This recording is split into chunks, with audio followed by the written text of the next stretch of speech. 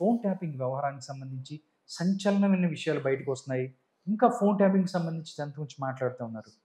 తెలుగు ఇండస్ట్రీకి సంబంధించిన వాళ్ళు ప్రతిపక్ష నాయకుల ఫోన్‌లు అవ్వచ్చు, ఆహ్, డైరెక్ట్‌గా ఇప్పుడు ఎవరైతే సీఎంగా ఉన్న వ్యక్తి ఇంటి దగ్గరికే వాళ్ళు ఫోన్ ట్యాపింగ్‌కి సంబంధించి వాళ్ళు ఫోన్ ట్యాప్ చేశారు. ఆ ఇంటి మీద నిఘా పెట్టారు అన్నట్టు తెలుస్తోంది. దానికి ఎక్స్‌టెండ్ అయ్యి ముందుకెళ్తూ దగ్గరగా 13 మంది హీరోయిన్స్ ఫోన్‌లు ట్యాపులు చేశారు. వాళ్ళని భయపెట్టి వాడుకున్నారు. వాళ్ళ దగ్గర నుంచి డబ్బులు గుంజారు. ఇట్లా రకరకాల స్పెక్యులేషన్స్ బయటున్నాయి. ఇది ఎంతవరకు కరెక్టు? ఇది సంచలనం కోసం చేస్తుందా? లేకపోతే దీంట్లో ఎంతో కొంత నిజముందంటారా? అసలు విషయానికొస్తే వీళ్ళకి అనుకోకుండా ఏదో రకంగా రాజకీయాల్లోకి వచ్చాడు విత్ గోల్డెన్ స్పూన్. కేసీఆర్‌లో అయితే కేటీఆర్ ఎవడండి? హ్మ్. అవునా? నీ అంతట నువ్వు ఎంపీగాను, ఎమ్మెల్యేగా పోటీ చేసి మీ అయ్య లేకపోతే గెలుస్తావా?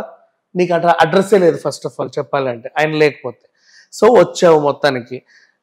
గోల్డెన్ స్పూన్‌తో రాజకీయ నాయకుడు అయ్యావు అండ్ పార్టీ అదే వర్కింగ్ ప్రెసిడెంట్ అయ్యావు. ఏవేవేవో అడ్డమైన పొజిషన్లన్నీ ఎక్కావు. నేనే పెద్ద పవర్ఫుల్ అని విర్రవీగుతా పైకొచ్చావు. తర్వాత మీ డాడీ చేసిన పనికిమాలిన పని ఏంటంటే ఫోన్ ట్యాపింగ్. ఆయన ఎందుకు చేశాడు అంటే ప్రతిపక్ష రాజకీయ నాయకులు ఏమేమి మాట్లాడుకుంటారో విందాం, ఎవరెవరితో బేరసారాలు చేస్తాడో విందాం. అంటే వాళ్ళనే నుంచి ఎమ్మెల్యేలను మనం తెచ్చుకున్నాం కదా, వీళ్ళు మళ్ళీ అటు పోతారా, మన దగ్గర ఉంటారా, కావాలని వచ్చారా, వ్యూహాత్మకంగా వచ్చారా తెలుసుకుందాం అని చెప్పేసి ఇజ్రాయెల్ నుంచి అడ్డమైన మిషన్లని తెచ్చి ఫోన్ ట్యాపింగ్ వ్యవహారం చేశారు. వీళ్ళకి కావాల్సిన సమాచారం వచ్చింది. అప్పట్లో ఓటుకున్నట్టు కేసు అప్పటి నుంచి ఏదో నడుస్తూ ఉంది, బాగానే ఉంది. తర్వాత 10 ఏళ్ళు అధికారంలో ఉన్నారు కదా, వీళ్ళకి తర్వాత ఏమనిపించింది, కొడుకున్నాడు కదా సరదాగా, ఈయనకి కులికే వ్యవహారాలు కూడా కొన్ని ఉంటాయి కదా, అనుకోండి రాజకీయం వచ్చింది, బాగా డబ్బులు వచ్చాయి, వయసులో ఉన్నాను, వాళ్ళతో వీళ్ళతో కులకాలని కూడా అనిపించింది. సినిమా హీరోయిన్లతో కులికితే బాగుంటుంది అని చెప్పేసి పేర్లు ఎందుకులే కానీ ఆ హీరోయిన్ ఈ హీరోయిన్తో 4 సార్లు క్రికెట్ స్టేడియంలని అక్కడని ఇక్కడని ఫామ్ హౌస్లని టూరిజంలని తిరిగావు. వాళ్ళతో పాటు డ్రగ్స్ కూడా తీసుకున్నావు కాబట్టి డ్రగ్స్ కేసు ఇప్పటివరకు నువ్వు కాపాడుతున్నావు. అది అందరికీ తెలిసిన విషయమే.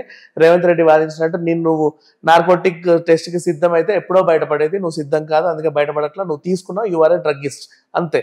అండ్ నెక్స్ట్ ఆ తర్వాత పిచ్చిగా హీరోయిన్లను వాడుకున్నావు.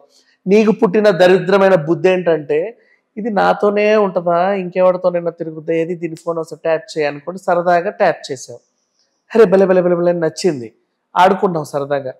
ఆ హీరోయిన్ ట్యాప్ చేయి, ఈ హీరోయిన్ ట్యాప్ చేయి, ఆమె అని చెప్పి నీకు నచ్చిన హీరోయిన్స్ అందరి ఫోన్లు ట్యాపింగ్ చేసావు. వాళ్ళ గుట్టు రట్టు ఏదో పాపం వాళ్ళ వ్యవహారాలు వాళ్ళ పర్సనల్ నీకు తెలిసి వచ్చింది. అధికారంలో ఉన్నావు, బెదిరించి వాళ్ళందరినీ ఏం చేయాలో ఎలా వాడుకోవాలో వాడుకున్నావు, ఇవన్నీ తెలుసు. మళ్ళీ నువ్వు డ్రగ్స్ తీసుకున్నావు కాబట్టే వాళ్ళని కాపాడావు. ఎంతో మంది దొరికినప్పటికీ కూడా ఈ విషయం కూడా బయటకు వస్తుంది. అంటే అనుకోకుండా సీఎం కొడుకు అయి పుట్టిన దీనికి నీ అదృష్టానికి చేయాల్సిన దరిద్రాలన్నీ చేసావు. అంటే ఒక బాగా డబ్బున్న బీటెక్ స్టూడెంట్ కార్లు ఇస్తే ఎలా తిరుగుతారు, అట్లాంటి వేషాలన్నీ ఈ వయసులో నువ్వు పడ్డావు. నీకు అంతెత్తు కొడుకున్నప్పటికీ కూడా ఎగ్గిడిచి నువ్వు పడ్డావు ఈ కథలన్నీ నువ్వు పడ్డ తర్వాత ఈ రోజు కావచ్చు రేపు ఎల్లుండి దొరుకుతావు. ఆల్మోస్ట్ లాస్ట్ స్టేజ్లోనే ఉన్నావు, పెద్ద విషయమేం కాదు. ఇప్పుడు ఫోన్ ట్యాపింగ్ కేసు విషయానికి వస్తే అందరినీ పట్టుకొని తంతా ఉంటే అన్ని వేళ్ళు ఒక ఆయనకు చూపించాయి. ఆయనేమో నాకు క్యాన్సర్ అండి, నేను 2 నెలలు రాను అని చెప్పి అమెరికా వెళ్ళాడు. ఇప్పుడు మరి ఎందుకో ఏమైందో నిన్నే బుద్ధి పుట్టింది, వస్తానండి అదేదో తేల్చుకుందామని వచ్చావు. వచ్చినోడు ఏం చెప్పావు, ఇప్పుడు ప్రభుత్వం ఏం చెప్తుందో మీరు చేస్తున్నారు. అప్పుడు గత ప్రభుత్వం నాకు అట్లా చెప్పి నేను అది చేశాను, అదేం సంబంధం ఉంది, ఆయన నన్ను ఎందుకు అంటున్నావు, సరే ఉండు నేను తేల్చుకుంటాను, ఆయన వస్తున్నాడు, మరి ఆయన వచ్చాడు, ఇది జరిగింది. ఇప్పుడు ఈయన బయటపెట్టే విషయాలన్నీ చూస్తే నువ్వు పోతావు, మీ డాడీ పోతాడు, మీతో పాటు మొత్తం మీ ఫ్యామిలీ. మరి మీ కవితకు కూడా ఏమన్నా ఉందేమో తెలియదు ఈ కేసులో. ఇన్ కేసు ఉంటే ఇది ఇంకో డబుల్ అడిషనల్ కేసు అనుకోవచ్చు కవిత పైన. అండ్ నిన్న వరంగల్లో కూడా ఒక కేసు నామోదైతే దాన్ని బంజారా హిల్స్ కి ట్రాన్స్ఫర్ చేశారు కేటీఆర్ పైన. బట్ అది రేవంత్ మీద అనుచిత వ్యాఖ్యలు చేశాడన్న కేసు, దాని మీద ఏదేమైనప్పటికీ హార్డ్లీ కవిత రిమాండ్ పూర్తి కాకముందే కేటీఆర్ లోపలికి వెళ్ళే అవకాశాలు అయితే ఉన్నాయి. ఓకే, ఇంకోటి విషయం కూడా సోషల్ మీడియాలో ఎక్కువ ట్రెండ్ అవుతుంది. నాగ చైతన్య అండ్ సమంతకి సంబంధించి వ్యవహారం ఏదైతే ఉందో వాళ్ళు విడాకులు తీసుకుంటానికి కారణం ఫోన్ ట్యాపింగ్. ఇదైతే నాకు అసలు నాకు నమ్మశక్యంగా కూడా లేదు.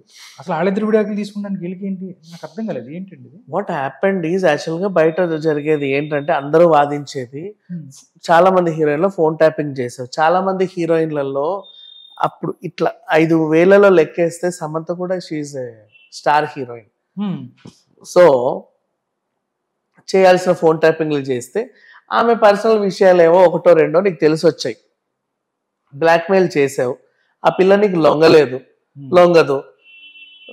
మిగతా హీరోయిన్ల లాగా లొంగుద్దేమో అనుకున్నావు, నీకు లొంగల. అయినప్పటికీ ట్రై చేసావు, లొంగల. నీ యాటిట్యూడ్ ఇలా ఉందా, ఉండు నీ సంగతి చెప్తా అని నువ్వు ఎవరెవరికి నాగ చైతన్య సన్నిహితులకి, నాగార్జున సన్నిహితులకి లీక్ చేసావు. Hmm. అది కాస్త అక్కడక్కడ దాకా వెళ్ళింది. మాట అనుకునే వరకు వెళ్ళింది, విడిపోయారు మనుషులు. అంతమించి ఇంకేముంది? Hmm. నీ వల్లే కదా జరిగింది. ఓకే. సమంత మీద కన్నేశాడు, Hmm. ఆ పిల్ల ఒప్పుకోలా, ఓకే. దగ్గరికి రానివ్వలా, ఇలా యాటిట్యూడ్ అహం దెబ్బతినింది. Hmm. ఉండు నా దగ్గర రావా, నీ సంసారం ఎలా బాగుంటుందో నేను చూస్తా అని చెప్పేసి ఈ నాగార్జున సన్నిహితులకి, నాగ చైతన్య సన్నిహితులకి, డైరెక్ట్ వీళ్ళకి పంపకపోయినా డ్రైవర్లో అసిస్టెంట్ ఎవరో ఒకడు ఉంటాడు కదా, వాళ్ళకి ఇవన్నీ లీక్ చేస్తే సార్ చూడండి సార్ ఇది వచ్చింది అని వాళ్ళు చెప్పేంత వరకు, వాళ్ళు వీళ్ళు మాట్లాడుకునేంత వరకు, నమ్మకం చెడేంత వరకు, గొడవలు సాగేంత వరకు వచ్చి అయిపోయింది అంతే. ఇంకొకటి సార్, అంటే ఫోన్ ట్యాపింగ్ వ్యవహారం వచ్చు, లెక్కర్ స్కామ్కి సంబంధించి ఏదైతే ఈ సంఘటనలు జరుగుతున్నాయో అప్పటి వరకు ఎవరైతే కేసీఆర్ గారు ఎవరైతే ఉన్నారో ఆయన మాట్లాడని పరిస్థితి, ఆయన మీద మౌనంగా ఉన్న పరిస్థితి. ఒక్కసారి కేజ్రీవాల్ అరెస్ట్ అయినప్పుడు ఏదైతే సెంట్రల్ గవర్నమెంట్ మోడీ ప్రభుత్వం ఇలాగా ప్రతిపక్షాలను ఇబ్బంది పెడుతుంది, ఇది కరెక్ట్ కాదు, ప్రజాస్వామ్యానికి ఇది ఒక గొడ్డలి పెట్టు నేను మాట్లాడి ఒక ట్వీట్ చేసిన పరిస్థితి, తర్వాత మాట్లాడలేదు. బట్ కవిత వెళ్ళిపోయింది లోపలికి, కేజ్రీవాల్ వెళ్ళిపోయాడు, దానికి సంబంధించి ఫోన్ ట్యాపింగ్ వ్యవహారం అయితే ఉధృతంగా ముందుకెళ్తుంది. చాలామంది ఎవరైతే కడియం కావ్య, కడియం శ్రీహరి అవ్వచ్చు, ఆల్మోస్ట్ బీఆర్ఎస్ ఖాళీ అవుతున్న పరిస్థితుల్లో కూడా ఆయన మాట్లాడాలి, ఆయన నుంచి ఏం మాట్లాడతారు ఈ యొక్క సంఘటనకు సంబంధించిన చాలామంది వెయిట్ చేశారు. బట్ నిన్న ఒక సంచలన ప్రెస్ మీట్, కేసీఆర్ రాబోతున్నాడు అనగానే ఇవన్నీ ఎక్స్పెక్ట్ చేశారు.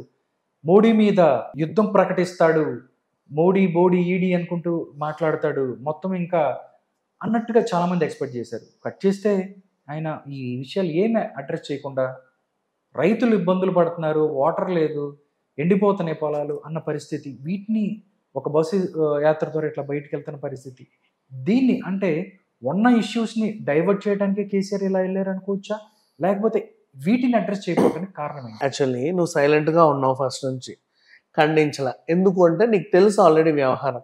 బయటికి వచ్చింది లిక్కర్ స్కామ్ ఒకటే, కానీ ఆ సీఎంతో నీకు ఇంకెన్ని ఒప్పందాలు ఉన్నాయో బయటికి రాలా. అవునా? అయ్యో ఆయన అరెస్ట్ అయ్యాడేంటి, గబుక్కుని అది కూడా చెప్పేస్తాడేమో, ఇది కూడా చెప్పేస్తాడేమో, ఎందుకు వచ్చిన గొడవ అని చెప్పేసి సైలెంట్గా ఉన్నావు.